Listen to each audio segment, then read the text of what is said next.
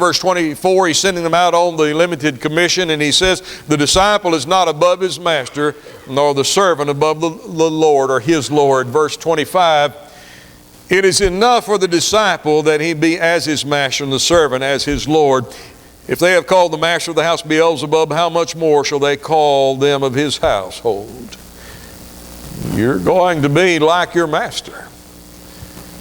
Well, the master is the example. And now the master is saying, you're going to be examples to someone else. There are going to be people watching you. 1 Timothy chapter 4, starting with verse 12. I've just got verse 12 listed here. But you read all the way down through verse 16 where Paul's giving instruction to this young preacher. He said, but be thou an example of the believers in word and conversation, charity, spirit, and faith, and in purity. Tells him to meditate on the word of God.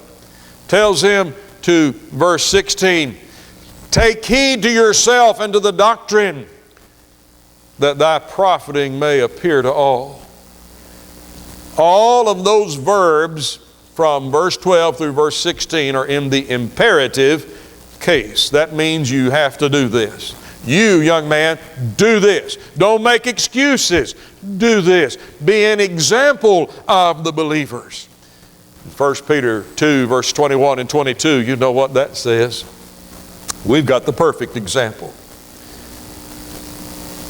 Even hereunto have you been called. This is why you became a Christian. That ye should follow in his steps. Who did no sin, neither was any guile found in his mouth. We've got the perfect example in Jesus Christ. What does that mean?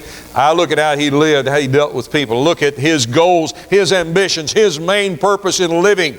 I imitate all those things that I can imitate in my life. Titus chapter 2 verse 1, I thought, man, I've got me a good doctrine sermon now as I am a young man studying my Bible. And he said, now you teach those things that befit. You preach those things, Titus, that become sound doctrine. You get after those false teachers, young man. No. That's not what Paul said. He did say, you preach the things that befit sound doctrine. You tell the old men to be sound in faith, to be sober, to be gentle. The older women, you teach them to be grave. And you teach them to teach the younger women. In verse 5,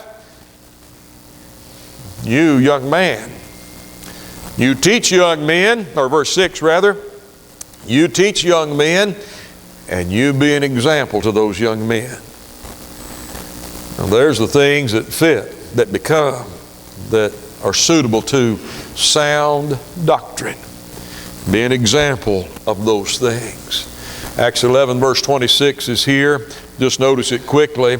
The disciples, the followers, the learners, the examples, were called Christians first at Antioch, because you see now you've got Jew and Gentile who have one thing in common: their love and their service to Jesus Christ.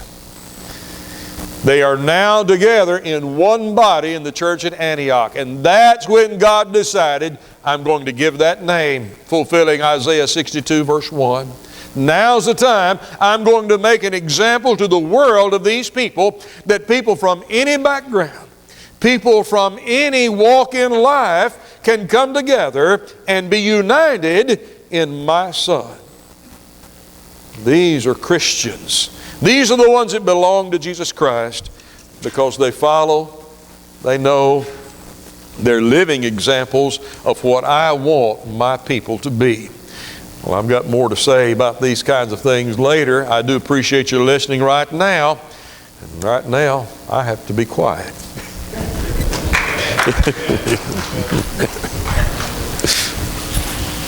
We've reached our first break, and what we're going to do is take about a 15-minute break.